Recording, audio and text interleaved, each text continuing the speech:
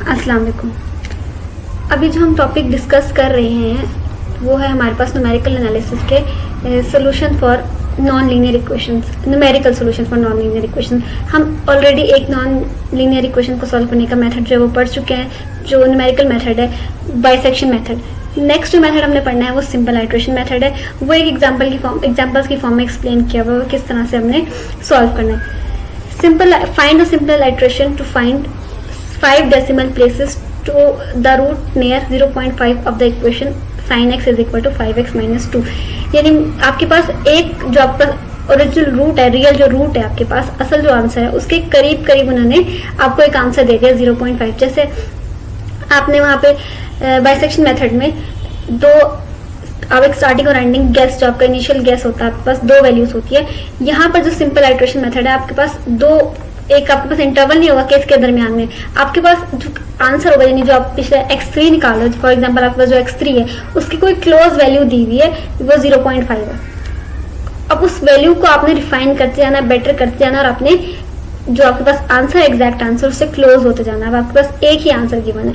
और simple iteration method में आपको एक रूट दी हुई है, वो रूट, और हमें एक इक्वेशन दी हुई है, जिस इक्वेशन है उसके नियर रूट दी हुई है। ये हमारे पास इनिशियल गैस है कि हमारा आंसर जो है वो एग्जैक्ट ये नहीं है। हमने अपने आंसर को बेटर करते करते एग्जैक्ट आंसर से क्लोज होना है, यानी अप्रोक्सीमेट आंसर फाइंड आउट हमने करना है। और इक्वेशन जो हमारे पास दी हुई है sin x is equal to 5x minus 2।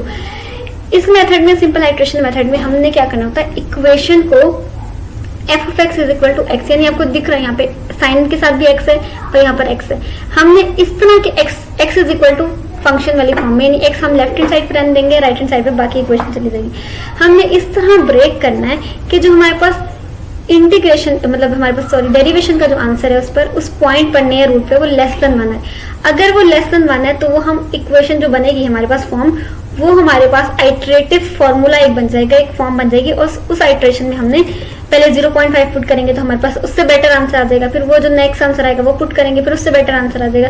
इस तरह करते करते हमारे पास रिफाइन होता जाएगा, आंसर बेटर होता जाएगा, उसका एरर कम होता जाएगा।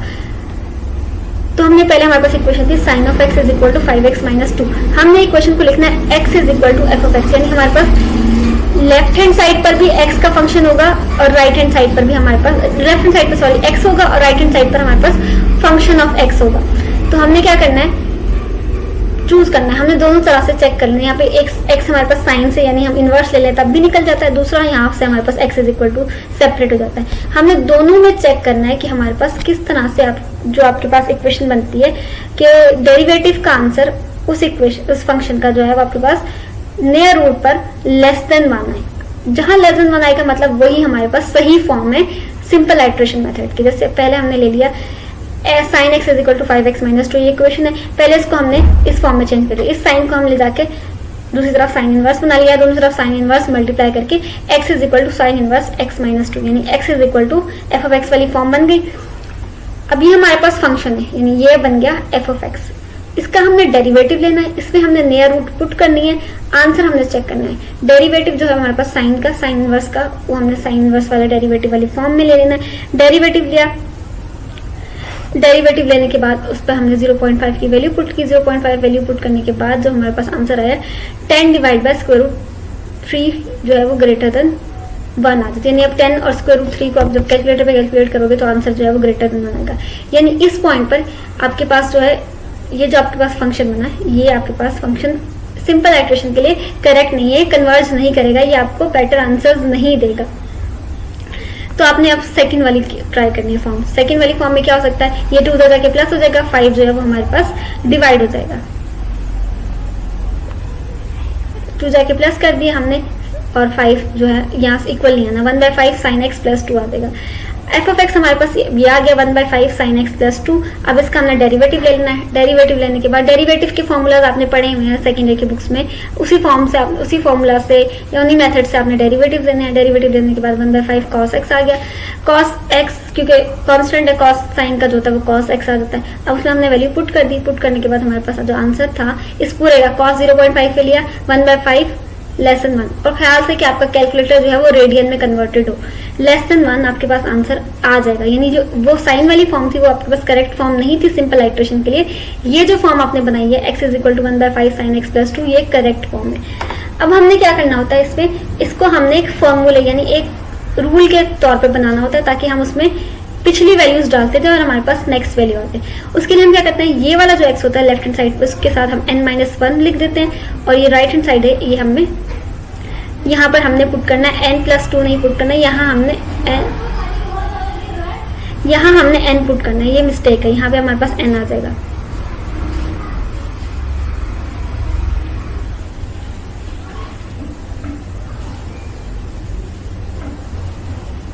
यहाँ n आ जाएगा। अब जैसे जैसे आप n की वैल्यूज पुट करते जाओगे, n की जगह आप 0 पुट करोगे, 1 पुट करोगे, इस तरह से आप करते करते फर्दर आंसर। अब x0 है वो आपके पास एक स्टार्टिंग सोल्यूशन है, x1 निकलेगा वो स्टार्टिंग सोल्यूशन से बेटर आंसर होगा, x2 निकलेगा वो 1 से बेटर होगा। अब यहाँ पर हमने क्या करना है, n की जगह हमने पहले पुट कर दिया 0, जो यहाँ पे x0 आ जाएगा, साइन 0 1/5 साइन 1 आ जाएगा, x1 is equal to 1/5 sign x0 जो है वो हमारे पास वही स्टार्टिंग सोल्यूशन है जो हमें क्वेश्चन में गिवन है, यानी ये हमारे पास जो है वो x0 है, ये x0 आ जाएगा। x0 पर आपने यानी 0.5 में आपने साइन की वैल्यू लेनी है, उसको 5 से डिवाइड करना है, आपके पास ये आंसर आ गया, यानी 0.5 से आपके पास आंसर जो है वो बेटर हो गया। अब नेक्स्ट आपने n की जगह 1 नेक्स्ट पुट करना है, n की जगह आपने 2 पुट 0 लेने से आपने यहाँ पे आ गया। अब n की जगह आपने 1 पुट करना है, 1 पुट करने के बाद आपके पास जो है वो x2 की वैल्यू हो जाएगी, फिर 2 पुट जैसे आप 1 पुट करो तो यहाँ पे आ जाएगा x2 1/5 साइन x1। अब x1 की जो आपके पास वैल्यू निकली, अब ये वैल्यू आपने यहाँ x1 की जगह पुट कर देंगे, यहाँ से आपके पास x2 का आंसर आ जाएगा। x2 का आपके पास ये बेटर आंसर आ गया, यानी अब अगर आप देखें 0.5 से 0.496 आ गया। नेक्स्ट आपके पास 0.4952 यानी 49 तो आपके पास सोल्यूशन में है, आपकी जो एग्जैक्ट ट्रू टेस्ट में 0.49 है। अब नेक्स्ट हमने क्या किया, नेक्स्ट वैल्यू 2 पुट की, 2 से हमारे पास x3 आ जाएगा। यहाँ पर मिस्टेक है, यहाँ पर आपने पहले n0 पुट करना है, यहाँ पर n1 पुट करना है और यहाँ पर आपने n2 पुट करना है। n2 पुट करने से आपके पास x3 आ जाएगा, x3 1/5 और यहाँ पर आपके पास आ जाएगा n3 पुट करने से आपके पास ये आंसर आ जाएगा। पिछले वाला जब आप साइन पुट करोगे, साइन पुट करने से आपके पास 0.49 आंसर आ जाएगा, 0.4950। उसके बाद आप नेक्स्ट पुट करेंगे, यहाँ पर आप n+2 भी ले सकते हो। यहाँ पर अगर आप n+2 लोगे तो आपको उसका नेक्स्ट आंसर नहीं आएगा, तो यहाँ पर आपने n+2 लेने के बजाय यहाँ पे आप n ले लो और इनको आप चेंज कर दो 0 1 2 में, वो आपको समझना ज़्यादा इजी हो जाएगा। ये आपके पास 0 आ जाएगा, यहाँ आपके पास 1 आ जाएगा, यहाँ पे आपके पास 2 आ जाएगा। इस तरह आपने 0 1 2 इसको 3 कर दें आप।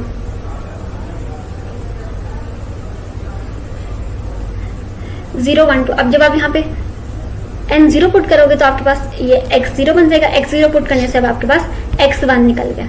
जब आप 1 पुट करोगे, यहाँ पे 1 पुट करने से आपके पास यहाँ 1 आ जाएगा और यहाँ 2 आ जाएगा। 1 की वैल्यू ऑलरेडी आप कैलकुलेट कर चुके होगे, यहाँ पुट करोगे आपके पास x2 का आंसर आ जाएगा।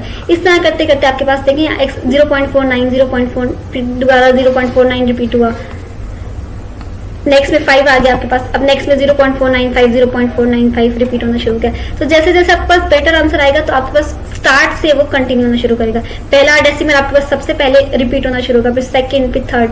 अगर हम देखें तो ये 3 डेसिमल तक 0.495, ये 3 डेसिमल तक, ये 4 डेसिमल तक 50 भी रिपीट होना शुरू हो गया, ये 4 डेसिमल तक आपके पास करेक्ट आंसर आ गया। तो इस तरह से आपके पास पिछले आप जो आपके पास सोल्यूशन का स्टार्टिंग सोल्यूशन आप स्टार्ट करोगे और आपके पास उस तरह से एक आप फॉर्मूला डिफाइन कर लोगे, उस फॉर्मूले में आप पिछला सोल्यूशन पुट करते जाओगे, आपके पास next solution next better values आती जाएंगी और आपके पास जो नेक्स्ट रूट है नियर 0.5 वो 0.49 है, ये 29 नहीं है, 0.49 है।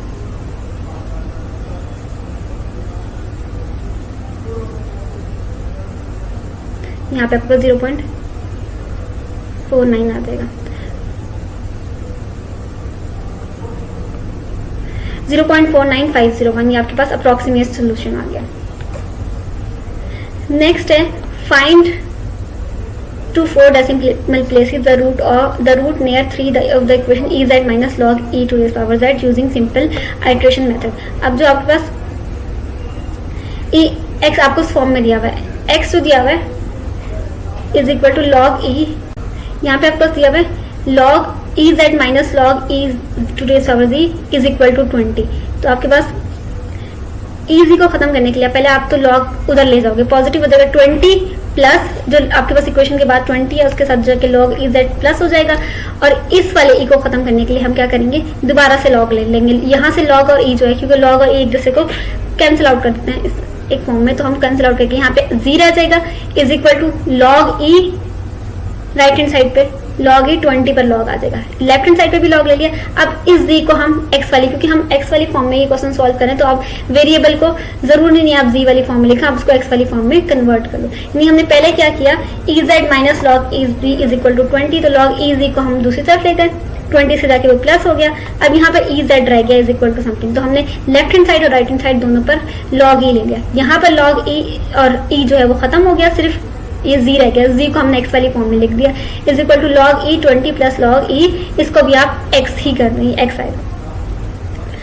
अब इसका हमने ले लिया, एक फॉर्म ये बन गई, इसका हमने ले लिया डेरिवेटिव। डेरिवेटिव जैसे हम लेते हैं फॉर्मूलास, अब ये लॉग वाला है तो 1 ओवर लॉग एक्स जो होता है वो 1 ओवर एक्स होता है, 1 ओवर एक्स वाली फॉर्म में इसका हमने डेरिवेटिव ले लिया। और फर्दर डेरिवेटिव लेने के बाद इसका डेरिवेटिव लिया, अंदर वाले का डेरिवेटिव ले लिया, तो हमारे पास log e जो होता है उसको हम नेचुरल लॉग या ln भी लिख सकते हैं। आप समझ लो ये ln 20 ये natural log 20 plus natural log x, ln 20 into 20 plus ln x है, तो ln x आपके पास पहले हो जाएगा, इसका जब लोग है मेन का तो वो 1 ओवर 20 प्लस लॉग या ln x आ जाएगा, डिवाइड बाय आपके पास ये इसका फर्दर जब आप अंदर वाले का डेरिवेटिव लोगे तो 1 ओवर x जो है वो बाहर दोबारा से डेरिवेटिव आ जाएगा। इसमें आपने क्या करना है, नियर रूट जो है वो पुट करनी है, 1/63 वो जो लेस देन 1 है, इसका मतलब जो हमने फॉर्म बनाई है आइटरेटिव फॉर्म वो ठीक फॉर्म है और ये कन्वर्ज करेगी।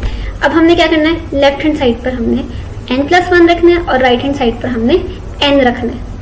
अब यहाँ पे अगर आप देखो 0 1 2 3 वहाँ पे थोड़ी मिस्टेक थी, वो आपके पास आंसर्स ठीक नहीं आते अगर आप उस तरह पुट करते, तो आपने लेफ्ट हैंड साइड पे n+1 लेना है, राइट हैंड साइड पर n लेना है। जब आप n 0 पुट करोगे तो आपके पास यहाँ 1 हो जाएगा और यहाँ पे आपके पास 0 हो जाएगा। 0 पर x 0 पर आपके पास ये मतलब gn का मतलब है कि xn है, x 0 पर आपके पास वैल्यू थी 3, तो आपने वो 3 पुट करनी है कैलकुलेटर पे, लॉग ये नेचुरल लॉग आपने नेचुरल लॉग आपके पास आ जाएगा 3, नेचुरल लॉग 3 पुट करने से आप +20, फिर उसका फिर आपने दोबारा से जो आपके पास आंसर आएगा उसका नेचुरल लॉग लेना है और आपके पास 3.0439 आ गया, ये 0 पर आ गया यानी x1 आ गया 0 पुट करने से। अब 1 पुट करोगे तो यहाँ 2 बन जाएगा, x2 is equal to log E X N, मतलब आपके पास यहाँ से 1 था, 1 से आपके पास 0 था तो यहाँ पे 2 होगा तो यहाँ 1 आ जाएगा। अब यहाँ से जो आपके पास 1 की वैल्यू आई है, नेचुरल लॉग ऑफ 3.0493 आप लोगे, नेचुरल लॉग ऑफ 0. कैलकुलेटर पे जब लिखोगे तो वो ln वाला जो लॉग होता है वो आपने लिखना है, नेचुरल लॉग ऑफ 3.0493 उसका लॉग लोगे, इसमें 20 ऐड करोगे, जो टोटल रिजल्ट देगा उसका भी आप नेचुरल लॉग ले लोगे, फिर आपके पास ये वाला आंसर आ जाएगा। नेक्स्ट आपने n की जगह 2 पुट करना है, 2 पुट करने से आपके पास बन जाएगा natural log of 20 plus log of natural log of x2 के आपके पास यहाँ पर अब आ जाएगा 2, x3 निकालना है तो आप x2 पुट करके निकालोगे, x2 आपने नेचुरल लॉग ऑफ x2 ले लेना है, x2 लेने के बाद उसमें 20 ऐड करना है, फिर उसके वाले का दोबारा से नेचुरल लॉग ले लेना, वो आपके पास x3 आ जाएगा। इस तरह ही आपके पास आंसर आ जाएगा और यही आपके पास रिक्वायर्ड अप्रॉक्सीमेट रूट है। एग्जैक्ट आंसर आपके पास तो नहीं है ना, 3 से आपने जो अप्रॉक्सीमेट आंसर निकाला वो 3.05 आ गया। नेक्स्ट आपके पास ये था हमारे पास सिंपल आइट्रेशन की एग्जांपल थी। अब नेक्स्ट जो हमारे पास टॉपिक है वो है न्यूटन रैप्सन मेथड, और ये सबसे ये फास्ट जो कन्वर्जन मेथड्स हैं उनमें से एक है, यानी आपको जल्दी से आपको ये ज़्यादा बेटर, जैसे आपके पास बाइसेक्शन मेथड पहले हाफ करते हैं फिर हाफ करते हैं फिर हाफ करते हैं, ये ज़्यादा जल्दी ज़्यादा बेटर आंसर आपको सोल्यूशन देता है। पहले उसका हम फॉर्मूला ड्राइव कर लेते हैं, उसके बाद हम फिर इसके एक जो क्वेश्चन है वो करेंगे। पहले हमारे पास है Newton Raphson formula to find a positive real root of the equation. हम समझ लेते हैं xn is approximation to exact root alpha of the equation f of x is equal to 0, then a better approximation is general given by xn plus 1। यानी अगर हमारे पास जैसे हमने पहले किया कि हमारे पास जो रूट थी अप्रॉक्सीमेट स्टार्टिंग वाली, जैसे हमने पिछले क्वेश्चन में एक में 0.5 ली और एक में 3, अब वो स्टार्टिंग सोल्यूशन है, स्टार्टिंग रूट हमारे पास अगर xn है तो हमारे पास उससे बेटर सोल्यूशन कैसा निकलेगा, अगर उस xn से हम ये वाला वैल्यू कैलकुलेट कर ले xn प्लस यानी xn का फंक्शन फॉर्म निकालें, फंक्शन तो डेरिवेटिव में पुट करने से फॉर्म निकालें, दोनों को माइनस डिवाइड करके माइनस कर लें, तो ये जो आंसर निकलेगा वो हमारे पास पिछली अप्रोक्सीमेशन से बेटर आंसर निकलेगा। यानी अगर हमारे पास x नॉट है तो x नॉट फंक्शन भी हमारे पास गिवन होगा सवाल क्वेश्चन में, तो हमारे पास x नॉट दिया, एक हमारे पास अप्रोक्सीमेशन दी होगी और फंक्शन दिया होगा, तो उस फंक्शन का हम डेरिवेटिव भी ले लेंगे और उसमें अप्रोक्सीमेशन वाली हमारे स्टार्टिंग सोल्यूशन को पुट करने से हमारे पास जो नेक्स्ट वैल्यू बनेगी वो बेटर सोल्यूशन होगा उसका। यानी जिस तरह हमने सिंपल आइट्रेशन मेथड में एक हमने फॉर्मूला ड्राइव कर लिया, उसी इक्वेशन को यूज करते हुए यहाँ पर हमारे पास वो हर सवाल के अकॉर्डिंग, जैसे हमारे पास पहले एग्जांपल में हमारे पास अलग फॉर्मूला बना, फोर्थ एग्जांपल जो हमने की, फिफ्थ में हमारे पास अलग फॉर्मूला बना, यहाँ पर उन्होंने एक जनरल न्यूटन रैप्सन का जनरल फॉर्मूला, आपके पास कोई भी फंक्शन हो, आपके पास कोई भी स्टार्टिंग सोल्यूशन हो, आपने इस फॉर्मूले में पुट करना है। अगर आपके पास x0 की वैल्यू है तो आपको सवाल में फंक्शन भी दिया होगा, x नॉट की वैल्यू भी दी होगी, फंक्शन भी दिया होगा, तो आपने उसको यूज करते हुए आप इसमें पुट करोगे तो आपके पास नेक्स्ट x1 निकल आएगा, चाहे कोई भी फंक्शन हो, चाहे कोई भी स्टार्टिंग वैल्यू हो, आपने यही फॉर्मूला यूज करना है।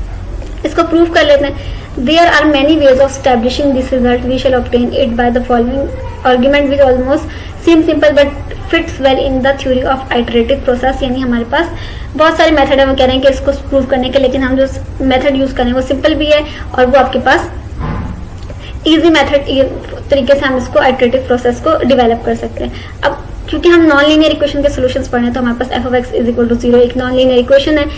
Let x not be initial approximation, हम कहते हैं कि x नॉट जो है इसका स्टार्टिंग सोल्यूशन या इनिशियल अप्रोक्सीमेशन है जो हमारे पास क्वेश्चन में गिवन है। टू एग्जैक्ट रूट, एग्जैक्ट जो आंसर है उसका अल्फा है, लेकिन x नॉट है जो उसके क्लोज कोई आंसर हमें गिवन है कि हम इसको बेटर करते करते एग्जैक्ट रूट के क्लोज हैं।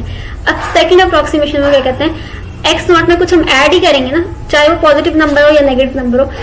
x नॉट अगर हमारे पास 0.5 था तो हम 0.49 पर गए थे, यानी हमने कुछ सब्ट्रैक्ट किया था। इसी तरह 3 वाला था तो 3.0 समथिंग, यानी वो बढ़ गया था, तो बढ़ भी सकता है, कम भी हो सकता है, लेकिन उस स्टार्टिंग सोल्यूशन में कुछ ना कुछ ऐड या सब्ट्रैक्ट होगा, यानी पॉजिटिव नंबर ऐड होगा या नेगेटिव नंबर ऐड होकर हमारे पास नेक्स्ट अप्रोक्सीमेशन आएगी। और वो x जो होता है वो बहुत ही छोटा सा पॉजिटिव नंबर होता है। जैसे आप यहाँ सिंपल आइट्रेशन में भी देख लो तो आपके पास पहला आंसर 3 था, फिर 3.049 था, फिर 3.05, ये उससे बढ़ गया, ये 5 मतलब ये नेक्स्ट में बढ़ गया ना, तो ये छोटी सी ही एडिशन हुई, छोटा सा ही नंबर बढ़ा, लेकिन वो नंबर में इंक्रीज आया है या वो डिक्रीज भी हो सकता है। h is very positive and very very small. Using f of x is equal to 0, we have, अब हमारे पास f of x1 equal to होता है, यहाँ पर इक्वल टू आना है,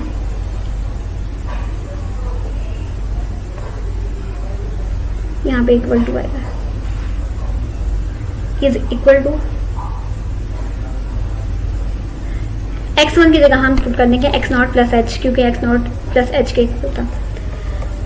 अब टेलर फॉर्म सीरीज जो हमने पढ़ी है, सेकेंड में पढ़ी है, पॉइंट प्लस h फंक्शन का derivative at that point plus h square by 2 factorial, double derivative eight second order derivative at that point हमारे पास होता है। लेकिन वो कह रहे हैं कि हम टेलर सीरीज लेंगे जहां पर हमारे पास h तक लेंगे, h स्क्वायर और उससे हायर टर्म्स को हम कैंसिल आउट कर देंगे, तो हमारे पास क्या हो जाएगा, f of x not plus h, f derivative of x not, इससे नेक्स्ट टर्म क्या होती है, h square by 2, f double derivative second derivative, फिर h cube by 3 factorial, third time derivative आ जाता है, मतलब थर्ड ऑर्डर डेरिवेटिव आ जाता है। लेकिन हमने सिर्फ h वाली तक टर्म्स लेनी है, h स्क्वायर से सारी निगलेक्ट कर देनी है, और हमारे पास जो है वो इक्वल टू 0 है, क्योंकि f of x 0 है, x में 1 भी पुट करेंगे तब भी वो 0 होगा, तो x नॉट प्लस h भी 0 है, तो ये पूरा जो है वो भी इक्वल टू 0 हो जाएगी। यहाँ से हमने h की वैल्यू निकाल लेनी है, f of x नॉट जाके माइनस हो जाएगा, डेरिवेटिव जो है वो उससे जाके डिवाइड हो जाएगा। डिवाइड करने के बाद ये हमारे पास h का आंसर आ गया। अब यहाँ पर जो हमने डिफाइन किया था फॉर्मूला x1 का, जो बेटर अप्रोक्सीमेशन वाला, इसमें हम h की जगह जाके उसकी वैल्यू पुट कर देंगे, यहाँ आ जाएगा f of x not divide by f derivative of x not आ जाएगा, यहाँ पे भी x नॉट आएगा, ये x नॉट आ जाएगा यहाँ पे। अभी आपके पास पहला फॉर्मूला, यानी अगर आपके पास x नॉट की वैल्यू है तो क्वेश्चन में आपके पास फंक्शन गिवन होगा, आप next approximation, next better result उसका फाइंड आउट कर सकते हो, यानी एरर कम वाला रिजल्ट। अगर x नॉट में एरर जितना होता है x1 में उससे कम एरर होता है, यानी वो असल सोल्यूशन के ज्यादा क्लोज होता है, ज्यादा करीब होता है। x1 में जो होगा जितना एरर होगा x2 में उससे कम एरर होगा, वो ओरिजिनल सोल्यूशन से और भी ज्यादा करीब हो जाएगा।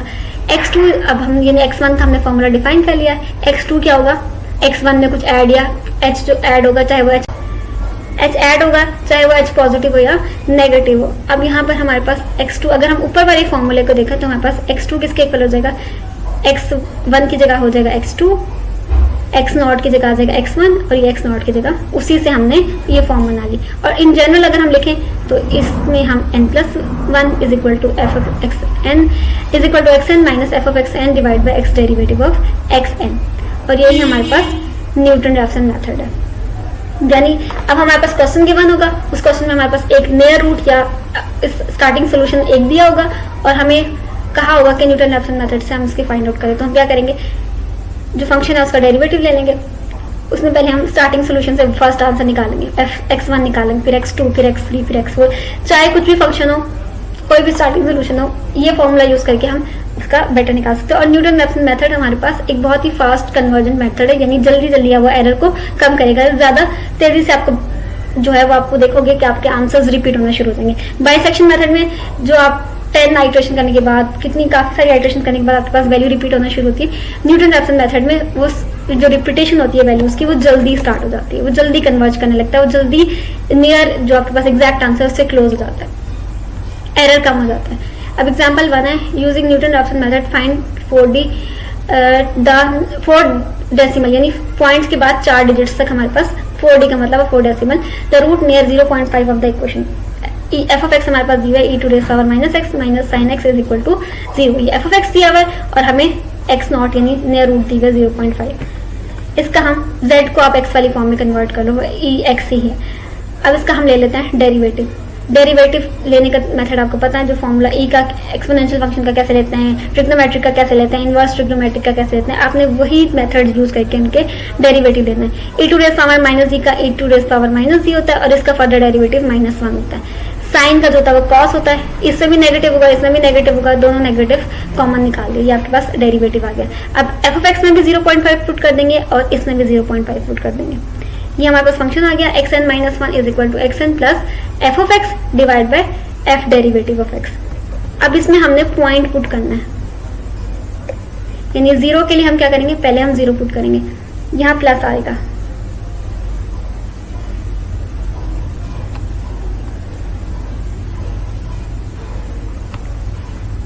ये x0, f ऑफ x में आपने x0 की वैल्यू पुट कर दी, f डेरिवेटिव में भी आपने x0 यानी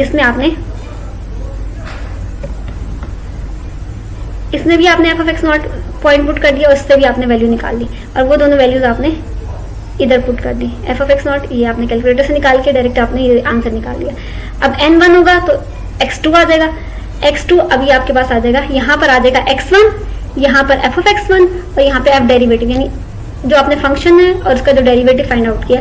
अब उसमें आप ये वाली वैल्यूज पुट करोगे तो आपके पास फंक्शन में पुट करने से ये आंसर आएगा, फंक्शन के डेरिवेटिव में पुट करने से ये आएगा और यहाँ पे x1 एज इट इज आएगा, फिर आपके पास नेक्स्ट आंसर आ जाएगा। इस तरह आप n2 पुट करो तो यहाँ पे x3 आ जाएगा, यहाँ x2 आ जाएगा, यानी यही वाला आंसर, यहाँ फंक्शन में x2 पुट करने से ये आंसर आ जाएगा और ये फंक्शन के डेरिवेटिव में पुट करने से आंसर आ जाएगा। यही हमारे पास। अब देखो यहाँ पे 0.586, यहाँ पे आप देखो ये सेकेंड ही हमने मतलब n1 और n2 ही किया और आपके पास आंसर जो है वो रिपीट होना शुरू हो गया, 4 डेसिमल तक आपके पास सेम आंसर आ गया है, तो इसका मतलब यहाँ पे आपने स्टॉप हो जाना। नेक्स्ट एग्जांपल नंबर 2, आपके पास इक्वेशन दी हुई है और आपको नियर रूट 2 दी हुई है, फंक्शन दिया हुआ है f of x is equal to x³ minus x² minus 3 is equal to 0। इसका आपने डेरिवेटिव ले लेना, डेरिवेटिव 3x² माइनस 3 आ जाएगा।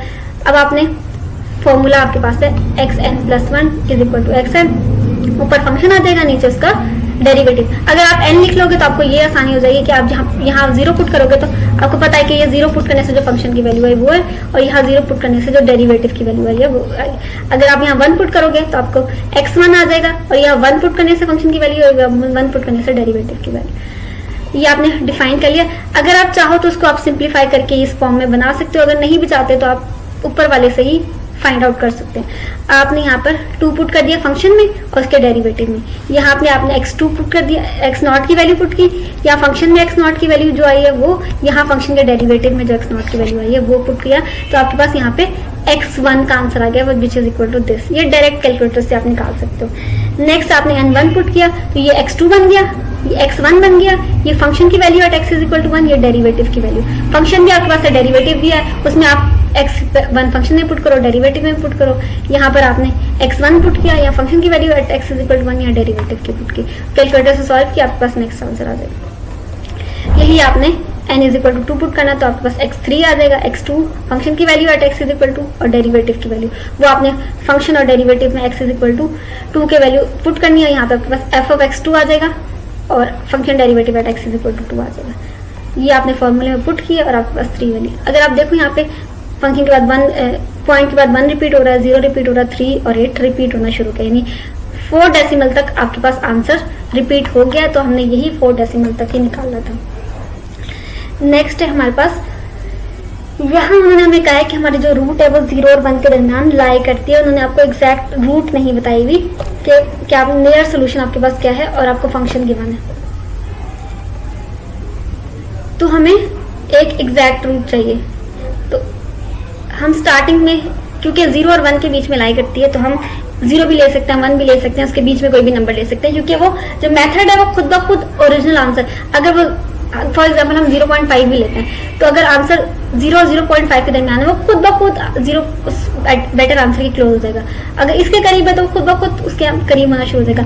तो आप चाहे 0 ले लें, चाहे 1 ले लें, या इसके दरमियान की कोई भी वैल्यू ले लें, उससे आपके पास खुद जो मेथड है वो खुद ब खुद आपको जो आंसर है उसको अप्रोक्सीमेट रियल आंसर के अप्रोक्सीमेट आपको आंसर खुद ब खुद देगा। यहाँ पे आसान था तो हमने 0 स्टार्टिंग सोल्यूशन ले सकते हैं, आप 1 भी ले सकते हो, आप इसके बीच में कोई भी वैल्यू ले सकते हो।